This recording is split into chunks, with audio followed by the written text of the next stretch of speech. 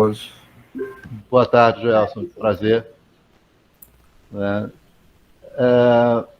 Bem, vamos começar. As boas-vindas aí ao Jonathan e à Thaís, né?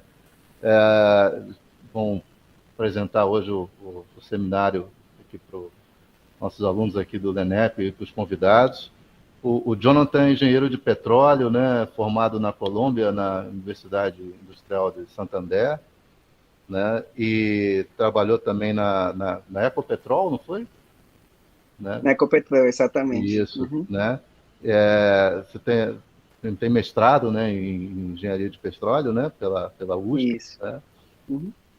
E a Thaís, ela é mestre também em engenharia de petróleo, né, pela Politécnica da USP, né? Também é graduada em engenharia de petróleo, né? Então, essa realmente abraçou, né, desde cedo, né, a área de engenharia de petróleo, né, pela Universidade de Santa Cecília. Fica onde essa universidade, Thaís? Em Santos, professor. Em Santos? Isso. Tá bom. Ok.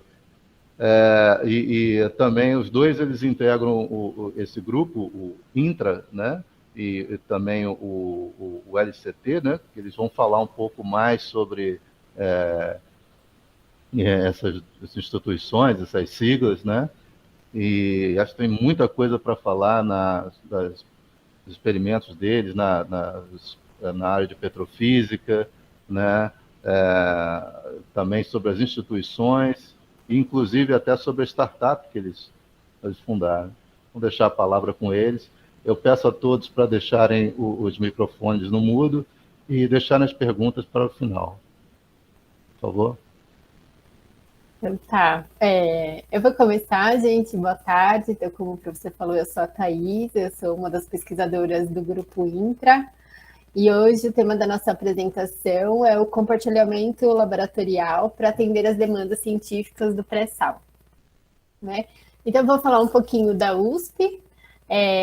A USP está entre as 100 melhores universidades do mundo, possui 246 cursos de graduação e 229 cursos de pós-graduação em 8 campos universitários. A Escola Politécnica tem 17 cursos de graduação e 20 cursos de pós-graduação, e fica instalada em São Paulo e em Santos. Então, essa é a Escola Politécnica da USP em Santos, é um prédio centenário que atua desde 2012 no curso de graduação em Engenharia de Petróleo. Atualmente, o enfoque está em pesquisas relacionadas ao setor de óleo e gás e ao curso de pós-graduação. Então, o curso de Engenharia de Petróleo está voltando para São Paulo. E vou falar um pouquinho para vocês sobre o nosso grupo, né? Então, somos um grupo de pesquisa, desenvolvimento e inovação. A gente atua no modelo multiusuário, onde a gente atende as demandas científicas de reservatórios do pré-sal, com foco em análises de rochas e fluidos. Então, a gente trabalha com tanto caracterização de rochas como fluido, e a gente possui equipamentos, né, que conseguem fazer análises em condições análogas ao reservatório. Esse é o nosso grupo de pesquisa, somos um grupo multidisciplinar, né? Então, a gente tem como os professores Caetano, que ele é PhD em Física, a professora Karina Ulsen, que é PhD em Engenharia de Minas, o professor Cleiton Carneiro, que é PhD em Geologia, o professor Jean Ferrari, que é engenheiro PhD em Engenharia Química, e o professor Rafael Georgia, que é PhD em Engenharia Mecânica. Né? Como pesquisadores, a gente tem o Bruno, que é PhD em Engenharia de Petróleo, o Jonathan, que o professor já apresentou, que é mestre em Engenharia de Petróleo, mas está fazendo doutorado agora, a Maiara, que é engenheira química, está fazendo mestrado também agora, o Rafael, que é PhD em Química, o Rodrigo, que é mestre em Geologia também, e agora ele está fazendo mestrado, e eu, que sou engenheira de petróleo e terminei meu mestrado aí. Como patrocinadores, a gente tem a Petrobras e a Escola Politécnica da USP. E como parceiros, a gente tem um laboratório de caracterização tecnológica, que a gente vai estar apresentando também um pouquinho para vocês, e a Policlux, que a gente também vai falar um pouquinho. Então, somos credenciados na ANP, cadastrados no CNPq, e estamos registrados na plataforma USP Multi, e a gente vai falar também um pouquinho sobre isso. Esse é o nosso laboratório, que fica em Santos. Ele foi inaugurado em 2019. Ele é voltado para as análises de petrofísica básica e petrofísica especial. As nossas instalações, a gente tem equipamentos para preparação de amostra, né, e equipamentos de petrofísica básica e petrofísica especial. A gente vai estar também mostrando para vocês um pouquinho. Para a preparação de amostras, a gente tem 3 equipamentos, né? A cortadora metalográfica e a furadeira fresadora. A gente tem um sistema de saturação de amostras a vácuo, que chega a pressões até 3.000 PSI. E a gente tem estufa e câmera climática para controle de temperatura e umidade. Para análise de petrofísica básica, a gente tem o Soclast, com 6 posições para limpeza de amostras, o UltraPore 300, que é o piquinômetro para determinação do volume de grãos e volume dos poros, e o UltraPerm 610, que permite a medição de permeabilidade entre 0,02 milidarcy a 200 milidarcy. De petrofísica especial, a gente tem o IFT, que mede a tensão interfacial, tensão superficial e o ângulo de contato em condições de alta pressão e alta temperatura. E a gente tem o sistema de centrífuga automatizada de alta velocidade, que avalia, né, o deslocamento dos fluidos dentro das rochas, medindo o índice de molhabilidade e pressão capilar. A gente também tem análise de fluido, que a gente tem o FTIR, que faz caracterização química de fluidos e sólidos, e possui os 2 módulos, o de ATR e o DRIFT. A gente tem o UV-VIS, para determinação quantitativa de diferentes analitos, e a gente tem o titulador potenciométrico, de ácido total e caracterização de surfactantes. Então, agora eu vou passar a palavra para o Jonathan, que ele vai contar um pouquinho do trabalho que a gente está desenvolvendo e depois continuar a apresentação. Bom, muito obrigado, Thaís. Então, como a gente tem planejado, né, aqui nessa apresentação, a gente justamente vai falar sobre a junção do que a gente tem nos laboratórios, nos diferentes laboratórios, para a gente conseguir atingir essas demandas, né, que a gente tem no pré-sal, desde diferentes pontos de vista, desde diferentes perspectivas e conhecimentos, né? Então, assim, nós, como grupo de pesquisa do INCRA, né, temos atualmente projetos de pesquisa e desenvolvimento, né? O nosso primeiro projeto de pesquisa e desenvolvimento foi um projeto de molhabilidade, totalmente focado na parte de molhabilidade e estudo das propriedades petrofísicas de rochas carbonáticas, né? Esse projeto foi assinado junto com a Petrobras no ano 2017 e teve como finalização no ano 2021, esse ano, bem no comecinho do ano, né? O que visou esse projeto? A gente já vai entrar falar de cada um desses projetos, sobre o que a gente fez, qual que eram nossos objetivos e atualmente o que estamos desenvolvendo justamente para atingir essas nossas metas e como que é importante justamente o conhecimento desde outros tipos de disciplinas para a gente ter conseguido desenvolver ou ter essas soluções que a gente agora está promovendo dentro da nossa pesquisa, né? Então, esse projeto primeiro de molhabilidade, né, a gente fez uns estudos de petrofísica básica especial, mas antes disso a gente fez também uns análises de caracterização. Vamos lembrar essa palavra mais para frente, porque caracterização é super importantíssima e a gente vai entrar a conversar um pouquinho mais sobre isso, caracterização dos materiais. Mas o que seria a caracterização? A gente iria conversar de caracterização tanto na parte mineralógica, que seria entender a parte química, a parte mineralógica das nossas rochas do pré-sal, né? Para assim conseguir correlacionar essas propriedades, por exemplo, com propriedades de molhabilidade, que a gente entende que são propriedades bem importantes, por exemplo, no caso da produção de petróleo, focar aqui, por exemplo, no pré-sal brasileiro, né? A gente passou por estudos da petrofísica e, finalmente, com uma correlação da recuperação de hidrocarbonetos. Então, esse foi o nosso primeiro projeto de P&D, como eu mencionei. Eu já vou voltar nele mais para frente.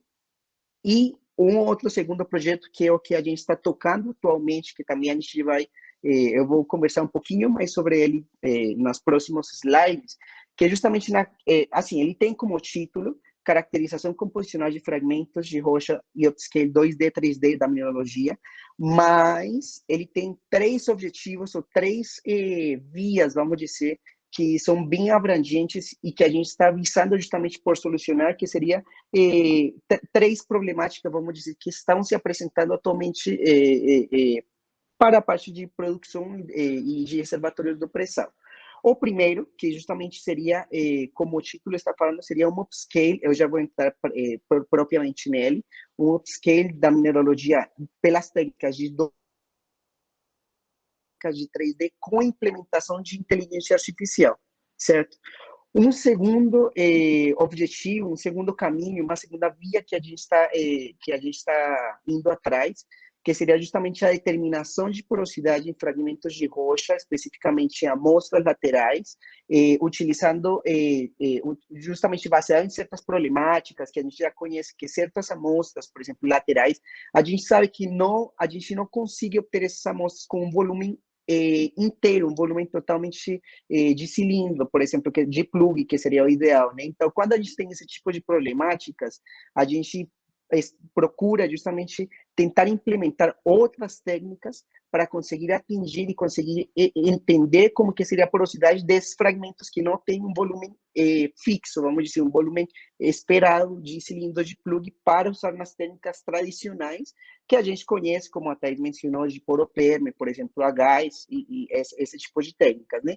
E uma terceira linha de pesquisa que a gente visa justamente pela identificação de rochas ígneas, mas tudo isso que seja passível de implementação na plataforma de petróleo, né?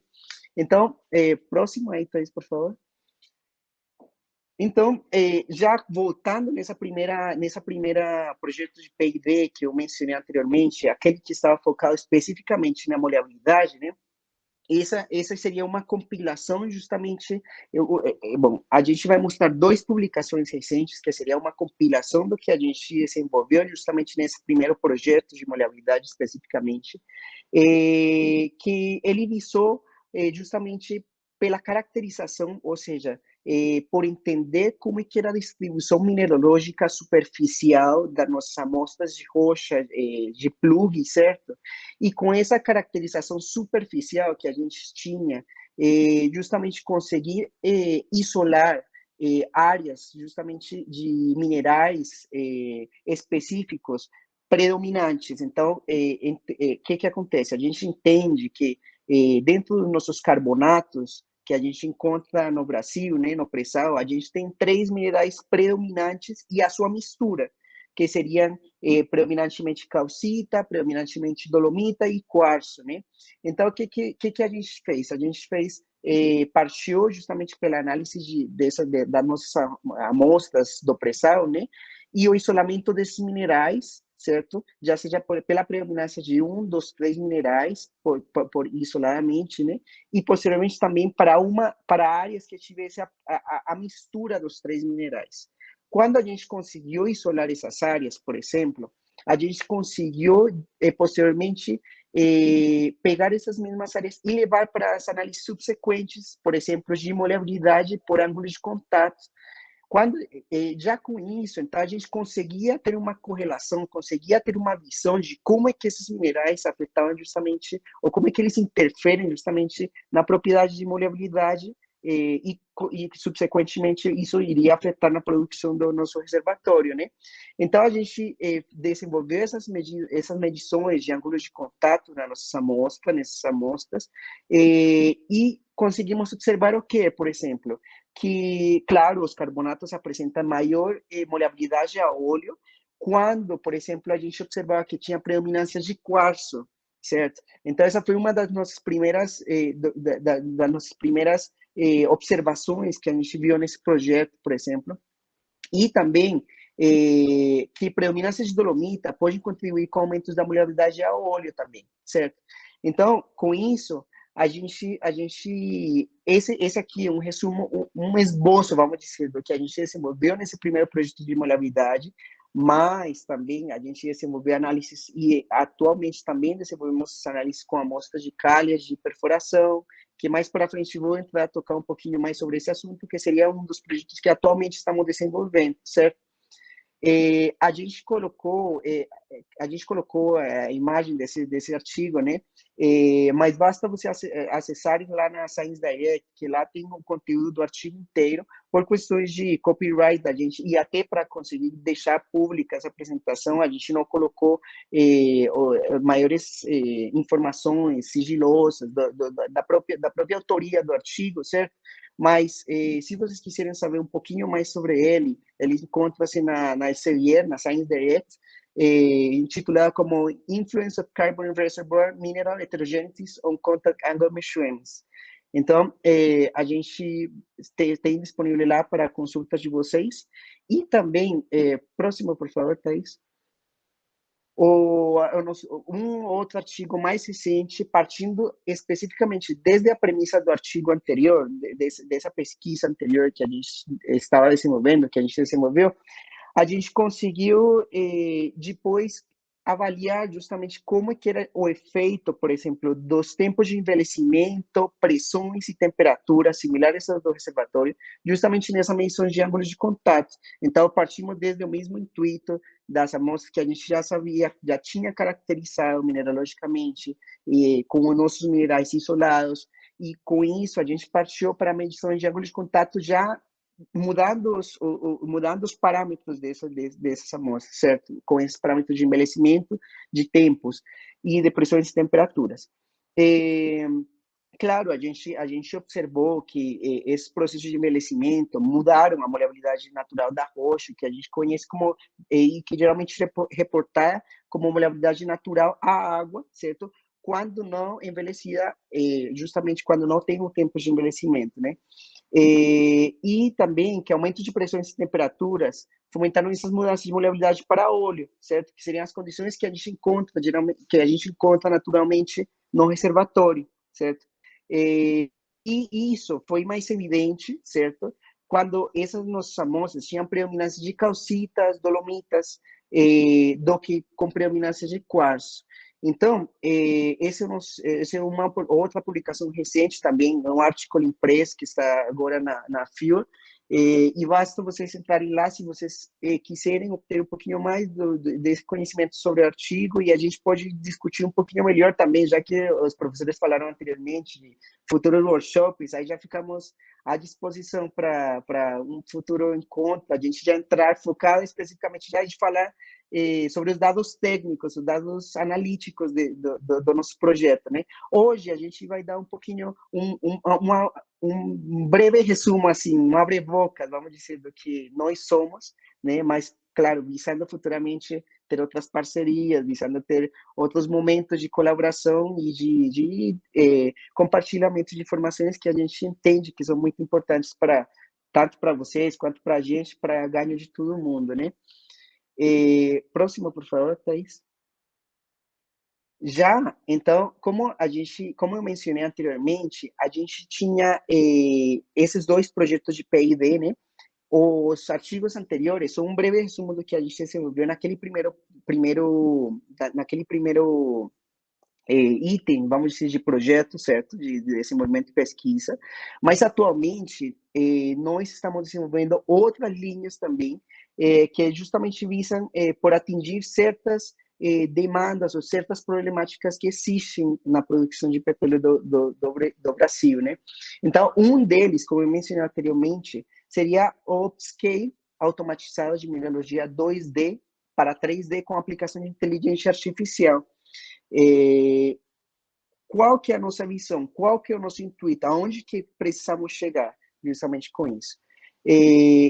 Quando nós temos uma caracterização mineralógica, por exemplo, a gente observa que temos a gente pode desenvolver uma caracterização mineralógica baseada em técnicas analíticas, como, por exemplo, o caso do MEV e do MLA, que seria um microscópio eletrônico de varredura, que ele pega a nossa superfície de amostra e analisa exclusivamente a superfície e justamente pela incidência de elétrons, a gente consegue saber especificamente que mineral pontualmente que está sendo que a gente está encontrando em cada área da nossa amostra, certo?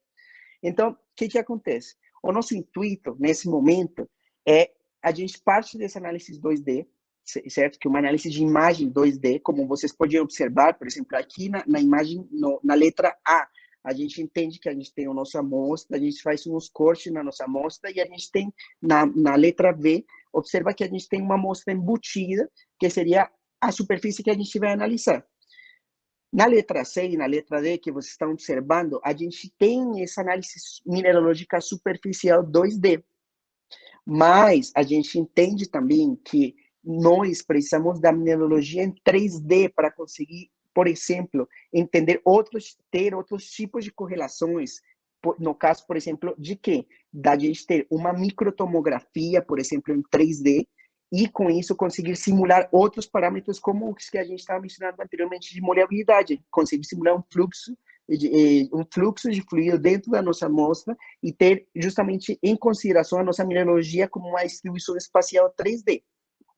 Se a gente parte do princípio da microtomografia, certo? A microtomografia não é simplesmente, vamos dizer, entre aspas, simples, né? Porque não tem nada de simples, mas o simples dela é uma análise de raios X, certo? E com essa análise de raios X, a gente obtém um volume 3D. Mas esse raio-x nos permite observar a nossa amostra em tons de cinza, certo? Esses tons de cinza, se a gente conseguir correlacionar esses tons de cinza, vamos dizer, do nosso volume 3D com, entre aspas, os tons de cinza, vamos dizer, da mineralogia 2D que a gente tem por meio do MEV, certo? A gente conseguiria extrapolar a nossa mineralogia de 2D para levar para o nosso volume inteiro. E com isso, já tendo o nosso volume inteiro, a gente conseguir simular e conseguir entender melhor as propriedades dos nossos plugs, das nossas amostras laterais que a gente obtém do reservatório. Então, esse seria o principal objetivo, justamente, dessa linha de pesquisa que a gente está desenvolvendo atualmente. E tudo isso, claro, com a implementação de inteligência artificial, certo? O desenvolvimento de algoritmos em Python para a posterior aplicação justamente para as amostras de reservatório. Próximo, por favor. Como uma segunda linha que a gente mencionou, certo? A gente tem a linha de porosidade. Essa linha de porosidade parte de um princípio básico. Qual que é? O princípio básico é que quando a gente tem as amostras de reservatório, a gente sabe que as amostras laterais, 50% delas apresentam imperfeições. Elas não são um cilindro, vamos dizer, não tem um cilindro, um volume totalmente perfeito, certo? Então, como a gente entende que as nossas amostras elas vão vir com certas imperfeições, tem técnicas analíticas, as nossas técnicas analíticas tradicionais, por exemplo, de poropérmia a gás, muitas das vezes não vão conseguir atingir a análise dessas amostras que não têm um volume totalmente perfeito, certo? Então, como a gente não tem justamente nesse momento, como a gente teria como nosso input esse tipo de amostra, e para nós é importantíssimo, claro, sempre entender as propriedades petrofísicas das nossas amostras, aí que vem esse projeto de pesquisa, essa linha de pesquisa. Tentar utilizar a associação de técnica de pignometria, certo? Para conseguir estudar a porosidade, certo? Da nossa amostra. Então, ela parte primeiro pela associação de técnicas de pignometria PO, que seria justamente essa primeira azul que vocês estão observando aí na parte de cima, que seria justamente para a gente obter o nosso volume envelope, certo? Da nossa amostra, da nossa amostra que tem essas imperfeições, certo? E, posteriormente, paralelo a isso, a gente também tem a outra técnica de pignometria, que seria a pignometria a gás. O que ela obtém para a gente? A gente obtém com ela o nosso volume esqueleto da amostra, certo? Com isso, partindo dessa correlação das duas técnicas de pignometria, a gente obteria que, pela subtração de uma com a outra, a gente tem um volume envelope, tem um volume do esqueleto total, a gente teria o nosso volume de poro, posteriormente. Qual que são as facilidades, ou qual que são os ganhos com essas associações de pignometria? Primeiro, que a gente esse tipo de análise, né, uma técnica não destrutiva que permite análise de, como eu já mencionei anteriormente, amostras com volumes imperfeitos, com volumes não definidos, certo? Que é uma técnica rápida, ela precisa de 30 minutos, por exemplo, para análise de uma amostra lateral. Não existe uma preparação da amostra, então a amostra pode vir totalmente do jeito que chega do reservatório, vamos dizer, com esse volume imperfeito, e a gente pode analisar com essa correlação de técnicas. E a gente consegue, como resultado, como output dessas análises de pignometria, a gente tem, por exemplo, volumes de poro, porosidade, densidade de esqueleto e densidade de envelope. Então, esse é o nossa segunda linha de pesquisa que a gente está caminhando e que já foi desenvolvida, vamos dizer, justamente nesse projeto de pesquisa e esse movimento. E uma terceira linha, que seria que visa por qual que é o objetivo? O objetivo dessa linha de pesquisa, identificação de rocha ígnea, né? Só que ela tem um desglose, vamos dizer, ela tem umas separações dessa linha de pesquisa que justamente visa tudo que seja isso, tudo que a gente desenvolver aqui, que seja reproduzível, passível em sonda. Então, o nosso primeiro objetivo aqui com essa identificação de rocha ígnea será justamente, primeiro, a otimização dos processos de limpeza e secagem das amostras, certo? Então, a gente vem desde a cadeia de perfuração, que existe já uns processos padronizados de limpeza e secagem nas amostras de cálice, certo, de perfuração, mas nem sempre eles são os melhores processos, ou os processos, talvez, que possam trazer os melhores resultados para análise das calhas de perfuração. Então, a gente está visando por essa otimização, certo, o que vai trazer também otimização na qualidade e tempo de aquisições de dados em equipamentos de bancada, certo? Que é isso que a gente está procurando, certo? E com isso também a gente conseguir chegar num objetivo super importantíssimo, que seria tentar observar ou identificar elementos, assim, de propriedades traçadoras, certo? Que permitam a identificação de rochas ígneas e outras litologias quando a gente está chegando na litologia, vamos dizer, de interesse.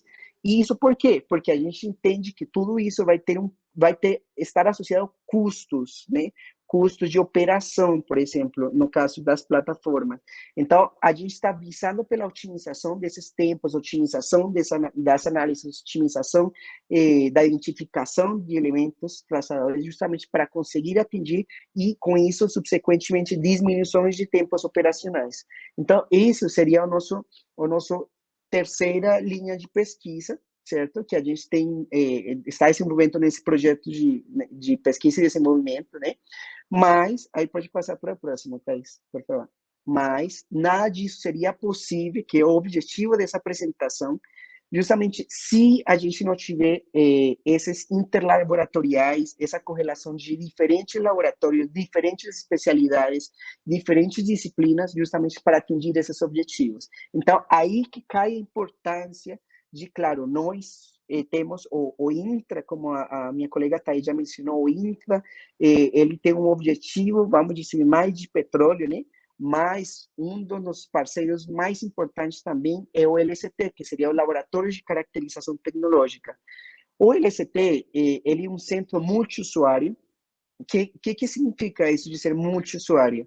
Aí, o centro multiusuário significa que as análises que podem ser desenvolvidas dentro dos nossos laboratórios podem ser desenvolvidas por diferentes tipos de usuário, vamos dizer, desde diferentes níveis. Por exemplo, desde o estudante que está desenvolvendo uma iniciação científica, até um mestrado, um doutorado, até um serviço de empresa, certo? Então, a gente atinge todos os nichos de operações, vamos dizer, desde a parte acadêmica até a parte de serviços de empresa.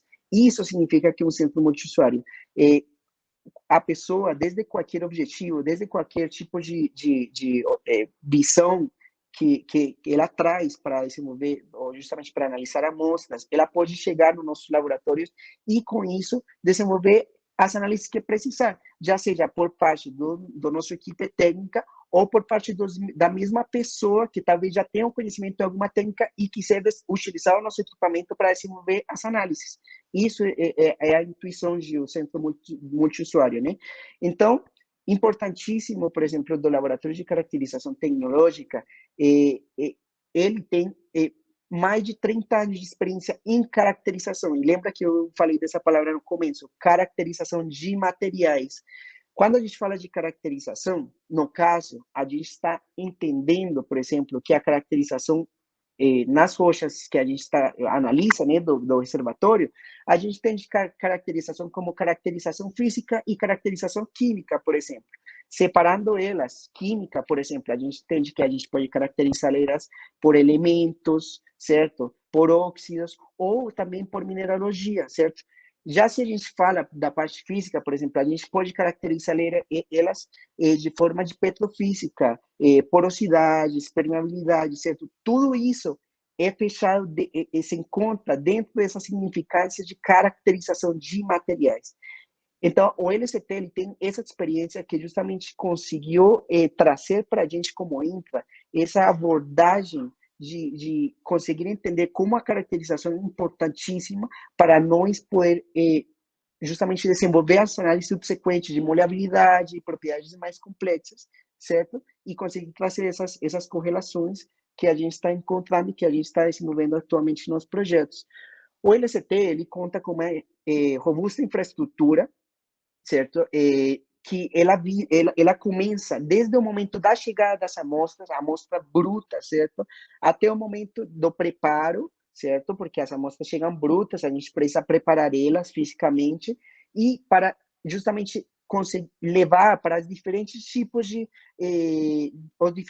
de análises que vão ser desenvolvidas. Então, a gente senta com o cliente, entende qual que é a necessidade do cliente, qual que é o objetivo, aonde precisa chegar o cliente com esse desenvolvimento, e com isso a gente começa a sugerir os diferentes tipos de análise que precisam ser desenvolvidas. No caso, por exemplo, a gente conta no LCT com microtomografia, como eu já mencionei, com microscopia eletrônica de varredura, análise de imagem, as análises químicas e mineralógicas também que eu mencionei anteriormente, já seja por ICP, por difração de raio-x. Temos também análise de tamanhos de forma de partícula. No caso, por exemplo, para a escala de perfuração, a gente precisa entender tamanhos e formas das nossas partículas, importantíssimo para entender porosidade, certo? Aí vem, subsequentemente, a porosidade, que a gente tem, no caso, no LCT, tem as técnicas de porosimetria por mercúrio, trinometrias, que já mencionei, que tem uma correlação uma com a outra, e tudo isso a gente pode correlacionar com o quê? Com as análises que a minha colega Thaís já mencionou, de petrofísica, por exemplo, para o caso do petróleo. Então, aí que vem a importância dessa correlação de laboratório, justamente para a gente conseguir atingir os nossos objetivos de análise de rochas, vamos dizer, do pré-sal brasileiro, né?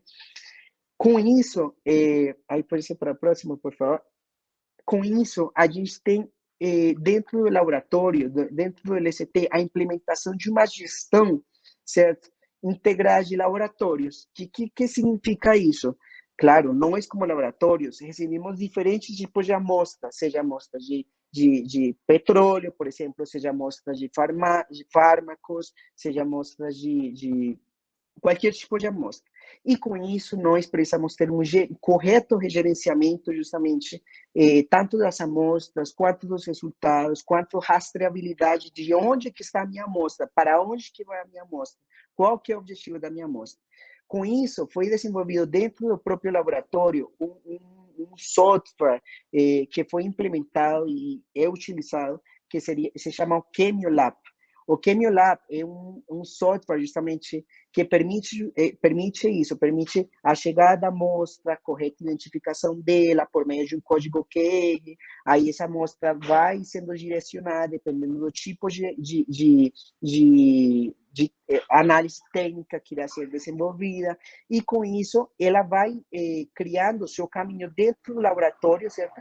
Passando de um responsável para outro, e tendo toda essa rastreabilidade de quem que analisou a amostra até chegar no ponto final da emissão de relatórios, certo? E com isso a gente ter, claro, controles financeiros, ter tudo o controle justamente do que a gente desenvolve dentro do nosso laboratório. Então, como vocês podem ver aqui nas imagens, né, do lado esquerdo, a gente vê o que seria um print, vamos dizer, do que a gente observa dentro do nosso Chemio Lab, que é justamente isso. A gente tem um projetos diferentes, tá? A gente pode criar projeto, dentro desse projeto a gente cria essas amostras vão para diferentes análises, e tudo isso a gente vai ter uma rastreabilidade e controle do tempo das análises. Por exemplo, aquele primeiro imagem que vocês estão vendo lá em vermelho, em branco com verde, significa se a análise está atrasada, se a análise está adiantada, se a análise está bem de tempo, se está precisando. Tudo isso a gente pode ter controle. Do lado direito, a gente pode ver a estatística das próprias amostras, a estatística dessa análise, certo? Então, as amostras por período, seria isso, no caso. Então, a gente consegue obter essa estatística justamente para quê? Para a correta implementação, por exemplo, do que a gente está indo atrás no nosso laboratório, que seria a certificação do ISO 9001 e ISO 17025, que seria a certificação justamente de qualidade do nosso laboratório, certo? Então, tudo isso que está nos permitindo chegar nesse objetivo, chegar nesse nível de certificação, certo? Basta, quero destacar também que o Chemio Lab é um software, certo, que foi desenvolvido dentro do próprio laboratório, mas ele está totalmente disponível para ser implementado em qualquer outro laboratório e para ser implementado em qualquer outro tipo de empresa. Então, deixo aí a dica, caso vocês tiverem interesse, pode entrar em contato com a gente, porque é possível a implementação desse software justamente em outros tipos de indústrias, em outros tipos de laboratórios, por exemplo. Então, aí e tudo isso que vai deixando a nossa robustez, vamos dizer, de laboratórios, e a importância de ter essa correlação de conhecimentos desde as diferentes perspectivas, né? Aí, chegamos no querido Polyplex. Eu falo assim porque é um projeto que a gente tem desenvolvido com muito carinho também, que a gente tem dedicado bastante tempo, e até como o professor Marco mencionou, quando que a gente estava comentando, bem no comecinho, antes de todo mundo chegar, né?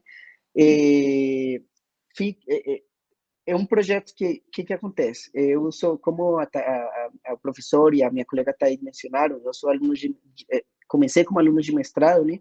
E atualmente já acabei e sou aluno de doutorado, né? Durante o desenvolvimento do meu mestrado, eu comecei a enxergar um vazio, vamos dizer, desde que eu comecei a desenvolver iniciação científica, já observar um vazio aí na indústria, que eu falava, gente, aqui alguém tem que fazer alguma coisa aqui, né? E aí, qual que era esse vazio, qual que era esse momento? Era que a gente sabe que existe uma dificuldade para a utilização de amostras de reservatório, né? Para a utilização das amostras, pegar as amostras do reservatório, levar para o nosso laboratório e conseguir analisar, porque muitas das vezes essas amostras têm umas limitações, como por exemplo, eu vou utilizar para um teste destrutivo, mas não pode destruir a amostra. No caso do Brasil, eu comecei a entender que aqui no Brasil, por exemplo, essas amostras pertencem à União, e como elas pertencem à União, precisa ser devolvido para a União as amostras por inteiro, se você conseguir a amostra, porque já é difícil conseguir a amostra, né? Então, com isso, o que acontece? Aí eu comecei a desenvolver o meu projeto de mestrado, que visava pela construção de plugs sintéticos, a construção de plugs, certo? Que tivessem propriedades similares às amostras que a gente tem no reservatório. E com isso, então, esse foi o desenvolvimento do meu mestrado, e a partir disso, junto com a Thaís, criamos a Polyplex. A Polyplux é uma startup que entra dentro do escopo de aplicações da engenharia de petróleo, de serviços à indústria de petróleo, para a construção de plugs sintéticos que atingissem justamente o objetivo dos nossos usuários. Então, com isso, a gente começou a entender que, por exemplo, e desde o mestrado já, a gente tinha controle da mineralogia, porque a gente entende, como eu já mostrei para vocês, que a mineralogia é super importantíssima, no caso, se a gente quiser correlacionar com moleabilidades, por exemplo. A gente tem controle dos materiais que a gente está utilizando como base, no caso, tamanho de partículas, isso, tudo isso a gente controla. A gente consegue controlar a metodologia de construção, certo? Temperatura de secagem. No momento, a gente consegue atingir porosidades, permeabilidades, por exemplo, porosidade de 10 a 17% e permeabilidades que vão de 0,08 a 0,7 milidarcy, né? E estamos, certo? O nosso produto deu super certo, a gente conseguiu reproduzir a nossa amostra de plug sintético, mas a gente entende que sempre precisa aperfeiçoar o nosso produto, sempre precisa chegar mais perto do que a gente conta no reservatório. E com isso, atualmente, nós estamos desenvolvendo pesquisas justamente que seria a reprodução de porosidades VUG, porosidades por fratura, para colocar elas dentro do nosso plug e com isso ter amostras mais perto, vamos dizer, mais cercanas do que a gente encontra no pré-sal, certo? Também, claro, estamos desenvolvendo testes para utilizar a própria calha de perfuração como nosso input de material base para a construção de plugs sintéticos, porque que é melhor do que a gente usar a mesma mineralogia que a gente conta no pré-sal para a reprodução dos nossos plugs. Então, já estamos nesse caminho, está dando certo os testes, aí, isso que vai fazendo parte do meu doutorado nesse momento. E também, claro, importantíssimo que a gente desenvolve esses plugins, mas também procuramos pelas aplicações da indústria de petróleo, né? Super importante. Quais que são essas aplicações? Por exemplo, a gente está visando também por utilizar esses plugins sintéticos, por exemplo, para desenvolvimento de testes de smart water, que seria, a gente conhece como uma técnica de recuperação avançada, que está tendo, já teve uma alta, está tendo alta também para a aplicação, a reprodução dessa técnica, vamos dizer, para aplicação, por exemplo, isso nos plugs dos sintéticos com característica do pré-sal. E também, por exemplo, outra área que a gente está desenvolvendo e que estamos pesquisando atualmente seria a correção de ângulos de contato, certo? A gente entende que a gente tem uma porosimetria por intrusão de mercúrio, e essa porosimetria por intrusão de mercúrio, ela utiliza como input um ângulo de contato de quê? Do mercúrio com as nossas rochas, com a amostra que você for analisar. Então, a gente pode utilizar os plugs sintéticos para procurar uma correção desse ângulo de contato e ajustar a nossa análise para que ela seja o mais fiel possível do que talvez a gente pode encontrar para a caracterização da distribuição de tamanhos de poro. Então, aí seriam outras aplicações que a gente está vendo, fora de outras, por exemplo, que a gente já viu, que são super importantíssimas, como a aplicação dos plugs sintéticos, utilização dos plugs sintéticos, na hora de fazer a aquisição de imagem de microtomografia, né?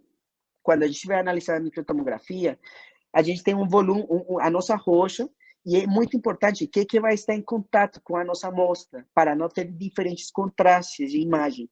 Então, a gente entrou utilizando os plugs sintéticos como parâmetros base para guiar essas análises de microtomografia também, e inúmeras outras aplicações que a gente já tem observado e que estamos, com isso, aperfeiçoando justamente para chegar mais perto desse plug, vamos dizer, ideal, desse plug real que a gente tem.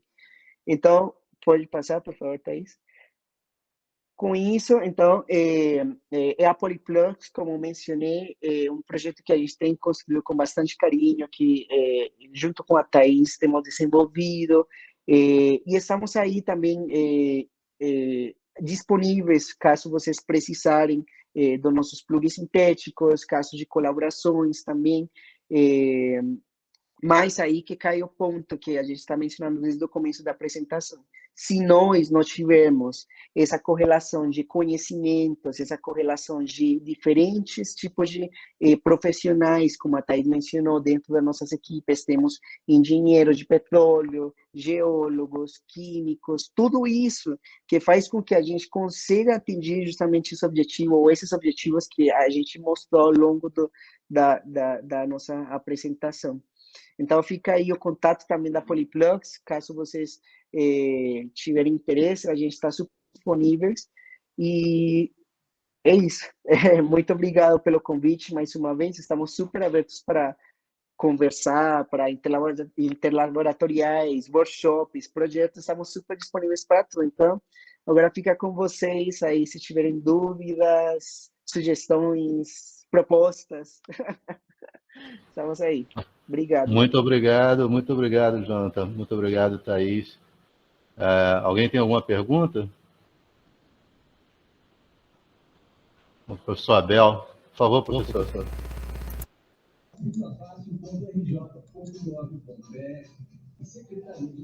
Eu vou desligar a câmera, porque senão fica um pouco difícil o contato. Parabéns pela palestra, o Jonathan e Thaís, né? Começando por elogiar o português de Jonathan, que é muito melhor que o meu, né? Por isso a língua tem que se aprender de novo. Quando você aprende de velho, aí aprende de qualquer forma, né? Então, parabéns pelo português. Tá quase perfeito o seu português. Aí, de vez em quando, você mete uma palavra aí em espanhol. Isso aí. Você é de onde? Da Bolívia? Você é da Bolívia? Colômbia. Ah, Colômbia. Eu sou do Panamá. Um vizinho. Legal, prazer. É isso aí, vizinho mesmo.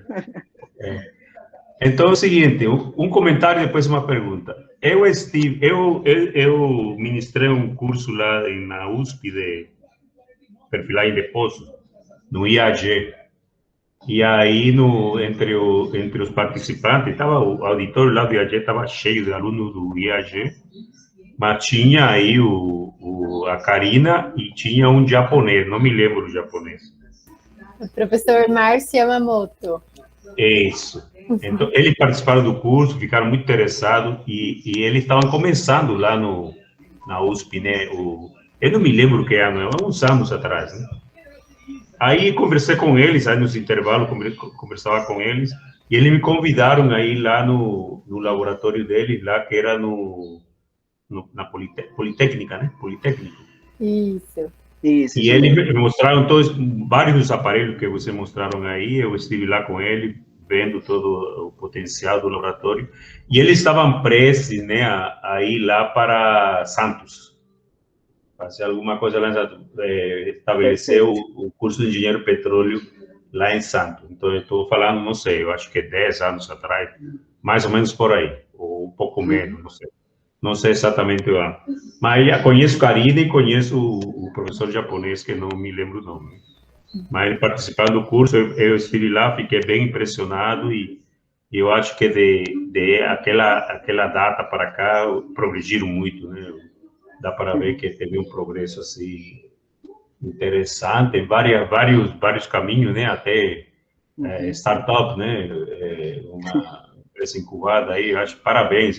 Tem que ser assim mesmo, tem que ir para frente, né? E mais quando tem juventude, né? Esse é o comentário. A pergunta é o seguinte: na época eu vi que o laboratório lá ele fazia questões porque inicialmente o laboratório era mais para questões diversificadas, não tinha esse foco em petróleo, né? Então você mencionou aí de análise de rochas ígneas. Essas rochas ígneas são em geral ou tem alguma coisa a ver com as rochas ígneas do pré-sal? Porque parece que tem uma influência das intrusões lá nos carbonatos do pré-sal, né? Essa é a pergunta. Obrigado aí. Obrigada, professora Bel, pelo comentário e pelo interesse no nosso trabalho. Realmente o que a gente está estudando são as rochas ígneas do pré-sal, que são com as amostras de calha. Então, seria essa identificação de rochas ígneas durante a perfuração, né? Então, atualmente, né, quando é um poço novo, eles utilizam difração de raio-x e fluorescência de raio-x como técnica para auxiliar a identificação das rochas, né? Porque hoje o uso de brocas, as brocas foram mudando a tecnologia, e o que a gente tem de cascalho não é mais um cascalho, é como se fosse um pozinho mesmo, então fica bem difícil para o geólogo.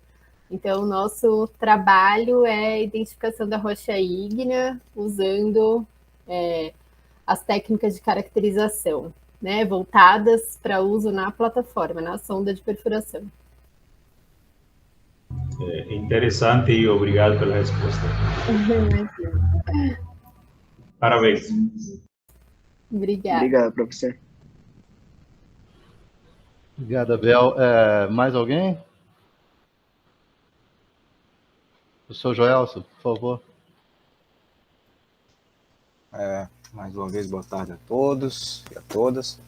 Bom, eu primeiro quero parabenizar, né, pela apresentação, muito boa, né? Acho que deu para ver que realmente vocês têm uma quantidade de equipamentos e vem trabalhando bastante duro, né, ao longo desses tempos. Acho que talvez vocês não saibam, ou alguns aqui saibam, eu sou professor aqui da Universidade Federal da Bahia, né, do curso de Geofísica, e nós também temos um pequeno laboratório, né, de petrofísica, que a gente tem alguns equipamentos, e a gente acabou, ao longo desses anos, também produzindo alguns trabalhos, né, principalmente trabalhos de mestrado e de graduação associado a essa parte de petróleo, né, diretamente. Caracterização petrofísica usando porosidade, permeabilidade, usando ressonância.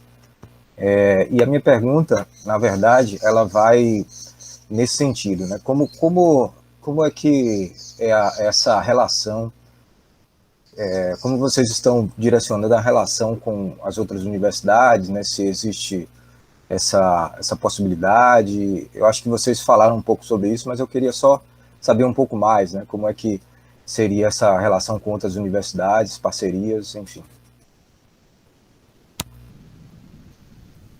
Obrigado, professor Joelson, pelo interesse. Obrigado.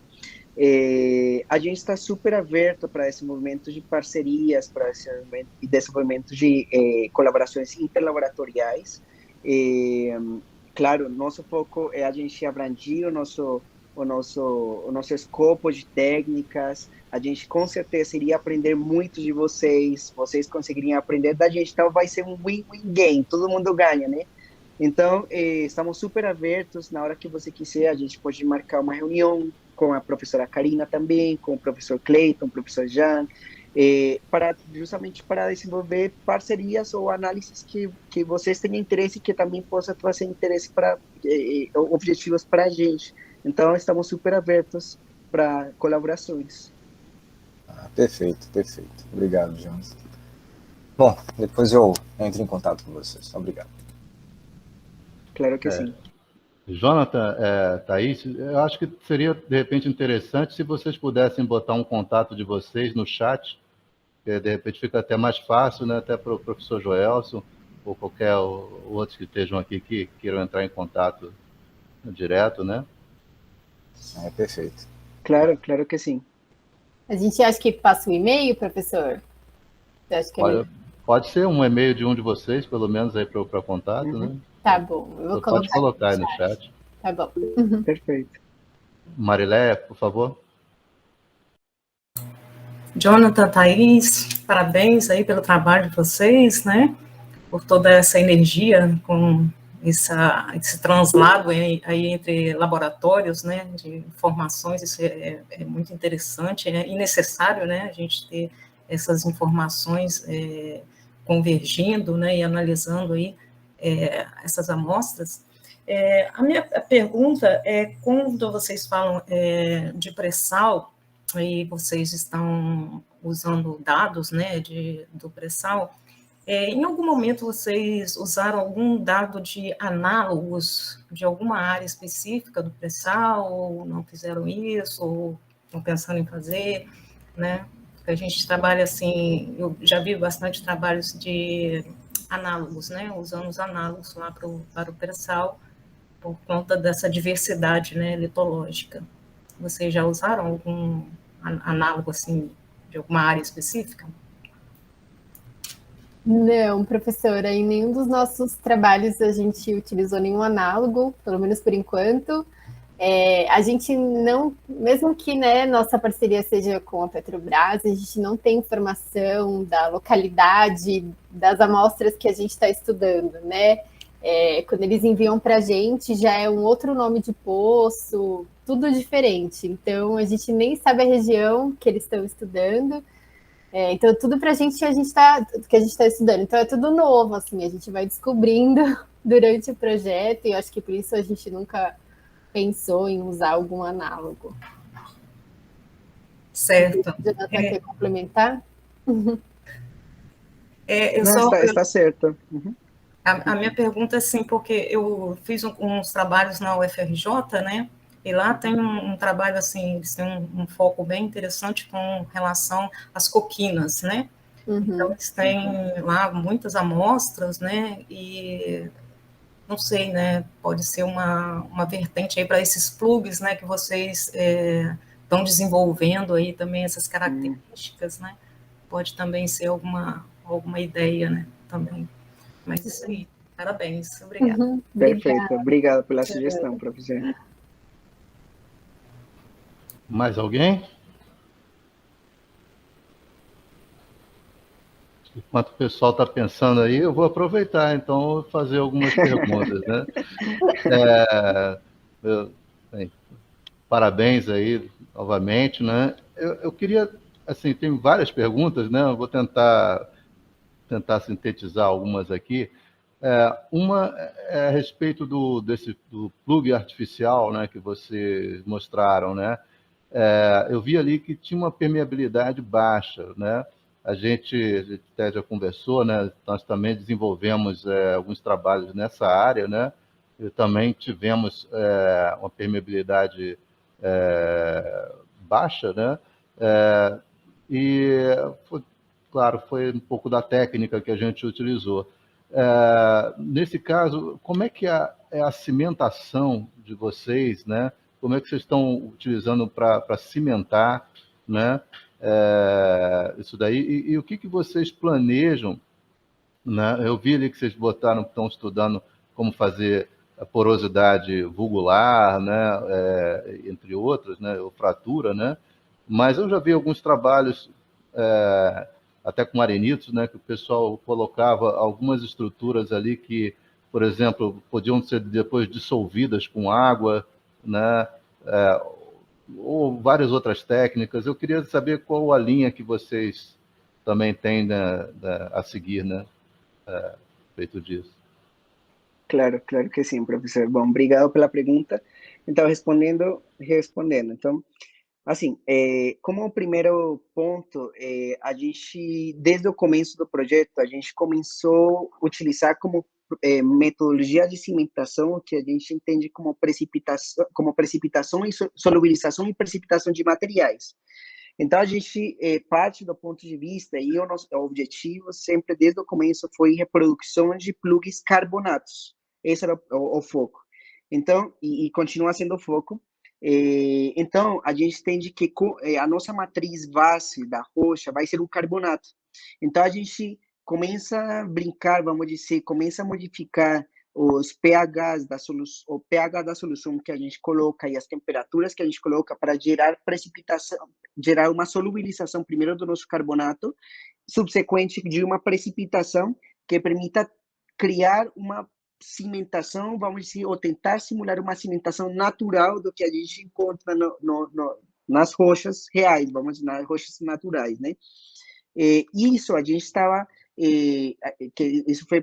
a gente estava desenvolvendo justamente junto com a junção de alguns materiais cimentantes. Então aí foram testadas ceras, wax, alguns outros materiais, e atualmente a gente está partindo um pouco mais para a linha dos cimentos, para tentar deixar o nosso plug um pouco mais consolidado, um pouco, sim, mais consolidado ou similar, vamos dizer, do que a gente encontra. E esses cimentos, então, a gente está partindo para um ponto de análise que seriam cimentos com maior predominância de carbonatos. Então, dentro das normas brasileiras, né, tem certos cimentos lá que eles, como eles não são cimentos estruturais, certo? Ou seja, eles não precisam dar sustentação, no caso, por exemplo, numa obra, sim? Esses cimentos podem conter alto teor de carbonatos, de material carbonato. E isso a gente está tentando utilizar para quê? Para a gente conseguir colocar dentro do nosso plug. Claro, a gente sempre tem que ter o controle da mineralogia e a gente tem o controle dos materiais que está colocando dentro. Então, para a gente ter esse controle dentro do nosso plug, a gente está partindo para essa linha de uso de cimentos nessa linha de raciocínio, né? Agora, com respeito à segunda pergunta que você comentou sobre as porosidades bugs e fraturas, sim, a gente está partindo também, estamos desenvolvendo essa parte de simulação de bug e fratura por meio de dissolução de materiais. Então, estamos tentando essa dissolução de diferentes materiais para conseguir atingir o nosso objetivo. Então, estamos testando vários deles aí para ver qual que vai se ajustar melhor para o nosso projeto, para o nosso intuito de desenvolvimento de bugs e fraturas. Acho que respondi as suas perguntas. Tinha mais uma? Não? Acho que era isso, certo? Não, foram essas mesmo, né? Perfeito. Vamos ver o pessoal aí. O pessoal tem mais perguntas aí? Fique à vontade. O professor Abel, por favor. Não, eu fico muito feliz. Eu não conheço o Joelson Batista, né, da UFPA, mas fico muito feliz que esse laboratório lá foi retomado, né? Porque eu me lembro que esse laboratório lá foi feito pelo professor Olivar, né? E depois teve um inglês que trabalhou lá, que foi para a Austrália. Depois teve lá o Pedro Romero, que depois Pedro Romero foi para a empresa, né? Baker, Valiburto e tal. Esse laboratório ficou assim meio largado, meio abandonado, né? Porque o professor Olivar, ele se aposentou. Então, eu fico feliz que Joelson lá retomou, não sei se ele e alguma outra pessoa, estão retomando esse laboratório, porque ele tinha equipamento muito interessante lá também. Não tem nada a ver com a palestra, mas é uma observação do Joelson, que eu não conheço pessoalmente, mas é uma razão de ter uma felicidade. Perfeito, professor Abel, isso mesmo. Esse laboratório ele foi implantado pelo professor Olivar, né? E passou por lá o Ben Kleiner, o Romero, como você bem falou. Eu também, né? Acabei fazendo meu mestrado nele. E retomamos agora, né? Quando eu retornei à UFPA, justamente para eu e a professora Susan, né, Vasconcelos, nós entramos em contato com o professor Olivar e começamos a reutilizá-lo, né? Realmente tem muita coisa interessante. Inclusive, nós conseguimos comprar a partir de um projeto do INCT, a gente comprou um outro equipamento, né, o ARS 300, e estamos tentando revitalizar, né, pouco a pouco, para as coisas começarem a melhorar por lá também. Mas eu fico feliz aí pelo senhor ter passado por lá, ou ter conhecido, e vamos conversando também. Eu acho que a Susan Vasconcelos conhece, acho que trabalhou contigo também lá no... Não sei onde é que foi, mas eu acho que ela não trabalhou comigo, ela trabalhou com o professor Dias, mas ela teve uma passagem aqui no sim. Isso, perfeito. Obrigado pela sua resposta e fico feliz que a gente jovem está levando à frente isso aí, né? Vamos sim. Obrigado, professor. Ok. Bem, Eu vou aproveitar também e fazer mais umas perguntas. Uma é a seguinte: eu vi num dos slides que você mostrou, tinha uma reportagem, né, do jornal, não sei se é do Estado de São Paulo, e estava lá falando, né, o Uber. Eu li essa reportagem, por isso eu lembrei, né, o Uber dos equipamentos, né? É, eu acho que você colocou ali, você falou várias coisas, mas eu poderia falar um pouco sobre essa parte do Uber dos equipamentos, né? Como é que foi essa história como é que seria isso, né? Também, né? E como é que a gente poderia utilizar também para ter o acesso, só complementando o que o Joelson falou, né? E também sobre esse Camel Lab, né? Que você mencionou que pode ser utilizado, e eu nunca tinha visto um software assim, fiquei muito interessado também. Eu acho que todos que trabalham com laboratórios, né, de petrofísica, né, devem ter interesse também de ter um controle, né, da chegada das amostras, de todo o tráfego. Muitas vezes vai para diferentes laboratórios, mesmo sendo de uma mesma instituição. Às vezes você tem um laboratório num departamento, você tem em outro, e gostaria, né, que você comentasse um pouquinho sobre isso. Perfeito. Então, sim, sobre o Uber dos laboratórios, essa reportagem saiu justamente baseada um pouquinho do que a gente estava falando desse análise, laboratórios multiusuário, né? Qual que é o intuito? O intuito é que cada um dos laboratórios, por exemplo, como os professores já estavam mencionando anteriormente, tem as suas especialidades, tem seus equipamentos, tem, certo?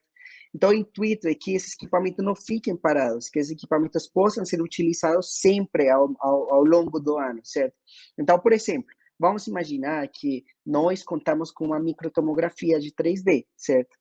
E vocês precisam utilizar ela. Então, vocês podem vir para o laboratório para desenvolvimento de análises e então vocês, vamos dizer, como se alugassem o equipamento. Então, o equipamento, vocês vão utilizar o serviço, vão utilizar ele para o desenvolvimento das suas análises. Da mesma forma, qualquer outro equipamento, com qualquer outra parceria de universidade, né? Então, é isso, é meio que como se fosse alugar esses equipamentos para conseguir utilizar e não deixar quieto, não deixar parado essa infraestrutura que a gente conta, né? Não sei se a Thaís quiser complementar alguma coisa, e aí falar do Kenya também. Então, professor, é uma plataforma, né, que você entra, e é isso que o Jonathan falou, um exemplo, você quer fazer um tipo de análise, e através desse cadastro ele vai te mostrar os laboratórios dentro da USP, que possui esse equipamento, e claro, para a comunidade acadêmica é um outro valor, né, é bem diferenciado, e você pode tanto ir ao laboratório, desenvolver, como só pedir realmente uma análise, né? E a gente mandar o resultado para vocês. Aí tem isso, você pode mandar, a gente pode mandar os dados do Brutus, ou a gente pode mandar já com como se fosse um laudo, né? Já com análise mesmo, o resultado da análise. Então é uma plataforma que é muito legal, acho que todas as universidades conhecerem, eu acho que é uma troca aí que acontece, e aí o objetivo é realmente tanto essa troca de análise, quanto a gente pensar em manter esses equipamentos, né? Às vezes a gente consegue num projeto, e aí o equipamento é tão caro, e depois não tem como manter. Então, acho que todo mundo usar, por isso eu acho que foi usado esse termo Uber aí, para todo mundo ter essa facilidade de usar. Agora, falando um pouquinho do Camel, ele foi desenvolvido realmente dentro do laboratório. A gente tem uma equipe de programação e é um software muito voltado, claro que ele tem ele é muito feito para um determinado objetivo, assim, né? A gente tem umas necessidades no laboratório e tem outros laboratórios que têm outra necessidade. Então, os meninos conseguem desenvolver e chegar no que cada um precisa, na particularidade de cada laboratório, né? Eles até fizeram parcerias e venderam o software para a Gerdau. Então, assim, eles adaptaram o nosso software para essa empresa, né? Então, é uma equipe realmente voltada só para esse desenvolvimento, e é bem particular, né? No nosso laboratório é isso, como a gente recebe vários tipos de amostra, então, assim, tem todo esse cadastro. Aí a gente tem vários tipos de usuário, tanto empresas quanto o pessoal da academia. Então, ele consegue juntar tudo isso num lugar só. Então, a gente consegue ter todas as informações e rastrear a amostra desde que ela chegou, até quem fez o quarteamento ou pulverização, até que dia foi para análise química, que dia foi para análise de difração. A gente consegue enxergar o resultado das análises, eles mandam relatórios por esse sistema. Então, é um sistema bem integrado, e claro, esse é bem específico para o nosso laboratório, mas os meninos desenvolvem para outros laboratórios também, empresas, enfim. Complementando o que a Thais estava mencionando, eu mandei no chat o link da USP Multi e vou compartilhar rapidinho a tela só para vocês verem mais ou menos como é que ele funciona da central multiusuários. O que acontece? Como a Thais mencionou, no momento, essa central multiusuário, ela está focada para equipamentos e laboratórios que se encontram dentro da Universidade de São Paulo, mas eu sei que existe interesse também para isso ser mais abrangente para outros tipos de outros laboratórios fora da Universidade de São Paulo. Então, vocês entrando no link, vocês vão encontrar aqui que vocês conseguem buscar os equipamentos. Quando vocês clicam em buscar os equipamentos, como se fosse a plataforma da Uber, vamos dizer, certo? Vocês vão encontrar aqui um registro de todos os laboratórios com que a universidade conta, sim? Absolutamente todos. E com respeito a cada um, vocês vão encontrar que tipo de equipamento, que tipo de análises que vocês gostariam de desenvolver. Então, por exemplo, no caso, aqui a gente conseguiu buscar o LCT, a Central Multiusuário do Laboratório, ver, por exemplo, a gente tem como de porosidade, tomografia, de MEV, e aí vocês mesmos conseguem fazer o cadastro no site, conseguem entender os equipamentos, por exemplo, os serviços, que a gente, no caso, por exemplo, o difratometria de raio-x, era nossas amostras, então aqui a gente tem o detalhamento dos equipos, vocês podem entrar em contato com o laboratório, tem todos os dados aqui de cada uma das análises, de cada uma das técnicas que encontram assim, dentro dos laboratórios que estão cadastrados dentro da central multiusuário. Então, é mais ou menos esse o intuito do Uber. Você tem uma necessidade, você vai procurar no site e aí você vai achar a sua solução da sua problemática que você tem no momento. Então, esse é o intuito do Uber, respondendo aí para o professor. E seria isso.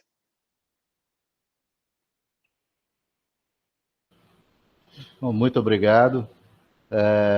Alguém tem mais alguma pergunta? Bem, então, gostaria de encerrar, agradecer novamente o Jonathan, Thais. Também gostei muito, né, aproveitar para estreitar essa relação, né, entre as universidades, então, que acabaram tendo contato também com o pessoal de outras instituições, a Universidade Federal da Bahia, o Instituto Federal da Bahia, a Universidade Federal do Espírito Santo aqui também com os representantes, né, e né, agradecer muito. Desculpe interromper, mas entre os presentes também está a Silvia Bejarano, né, que é do Observatório Nacional, que ela trabalha no laboratório lá com Giovanni. Agora, pode falar. Oi, boa tarde. Não, bom, a verdade eu já não estou trabalhando lá, mas eu vou apresentar o Observatório Nacional, também tem um laboratório de petrofísica, fazemos também a parte de petrofísica básica e temos o equipamento de ressonância magnética nuclear. Eu parabenizo vocês pelo trabalho que fazem lá em Santos. Eu já conhecia do laboratório, mas não sabia exatamente as pesquisas que fazem, né? E aproveitando, bom, vou fazer uma pergunta para o Jonathan e para a Thais sobre a distribuição de poros desses plugs feitos de forma da construção, né? Como vocês controlam essas porosidades? A gente, bom, primeiro, obrigado pelo interesse, Silvia. a gente controla elas, essas porosidades, justamente pelo controle da que a gente tem, dos métodos de consolidação do nosso material, e também pelos tamanhos e formas de partícula. Então, a gente tem controle de quê? Da forma esférica, por exemplo, das nossas partículas que a gente está colocando dentro do plug, a gente tem controle da própria granulometria dela, certo? E com isso que a gente conseguiu ter uma correlação, vamos dizer, eu coloco esse tipo de partícula no meu material, então eu consigo ter uma correlação talvez com essa porosidade e essa permeabilidade. E isso foi até um dos resultados que a gente está prestes a publicar agora, com essa correlação de material como input e output seria esses resultados de porosidade e permeabilidade. Ótimo, é porque a gente tem, bom, junto com o professor Marcos Ceia, estamos trabalhando, tem um estudante de doutorado, né, está fazendo amostras sintéticas. Então, é bem interessante a ideia, né, de fazer essas amostras sintéticas. Desculpa, que meu bebê que está aqui perto. Bom, muito obrigada, Jonathan e Thaís, pelo trabalho, pela resposta também. Eu que agradeço, sim, como eu mencionei bem no comecinho antes que a gente estava conversando com o professor, a gente já tinha visto umas publicações sobre plug sintético e a gente ficou super interessado também acho que a gente já conversou com a aluna uma das publicações de vocês, que é Fredice, o sobrenome é Fredice, né? E já tínhamos entrado em contato com que vocês estão também nesse caminho e estamos aí para nos ajudar. Aí a gente tem...